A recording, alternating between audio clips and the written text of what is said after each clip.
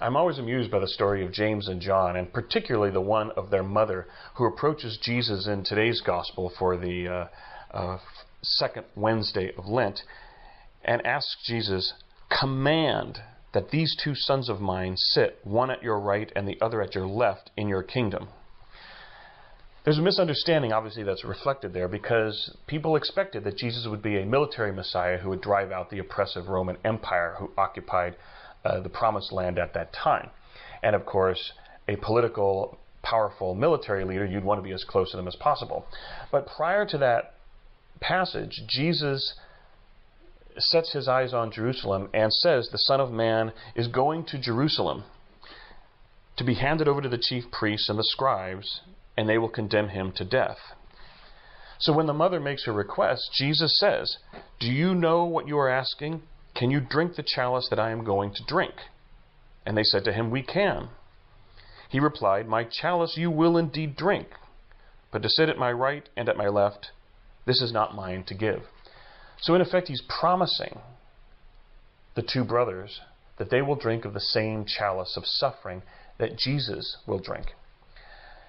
Now, in this day and age, especially in various circles within the Catholic Church, we often like to observe people who refer to themselves, or perhaps we refer to ourselves, as traditional Catholics. And they often do that as distinct from other Catholics. But when someone tells me that, "Well, Father, I'm a traditional Catholic," I'll often ask first, is there any other kind? And no doubt there are people who think there are, and no doubt perhaps in the comments below people are going to outline what exactly their notion of a traditional Catholic is.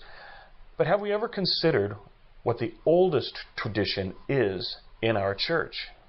A tradition that has existed from the very, very beginning, and a tradition that Jesus himself participated in for the sake of the word that he preached. It's not the Latin Mass, it's not the ad orientem position of Mass, it's not communion rails or how you receive communion. It is the tradition of suffering.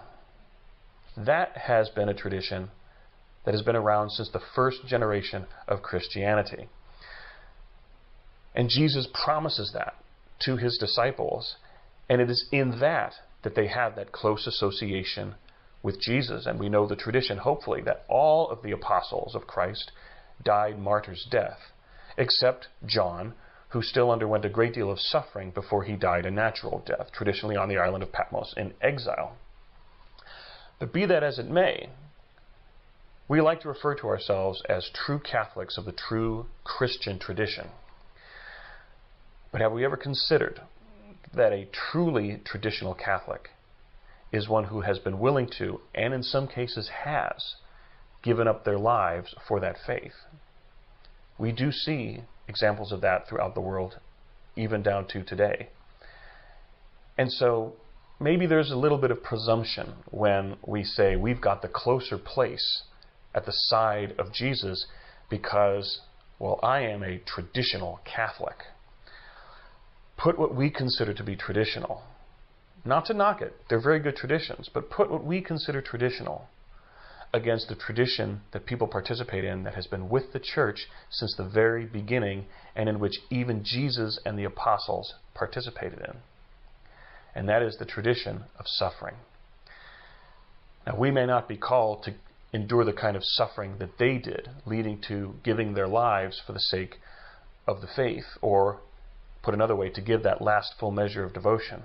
But during Lent, we can certainly give a certain degree of that measure of devotion in the sacrifices we engage in. We like to say how giving something up for Lent is just too difficult for us. It's too much of a challenge. But when you compare it to that ultimate tradition in our church, is giving up something for 40 days, or giving up something for the entire season of Lent, or fasting on those 2 days, or abstaining from meat, taking a little extra time for prayer, to go out of our way during the season of Lent, is it really that much of a sacrifice compared to that tradition of suffering that others throughout our world are engaging in because they profess their faith in Christ? I dare say it isn't. So let's perhaps look at these traditional practices during Lent in a different light.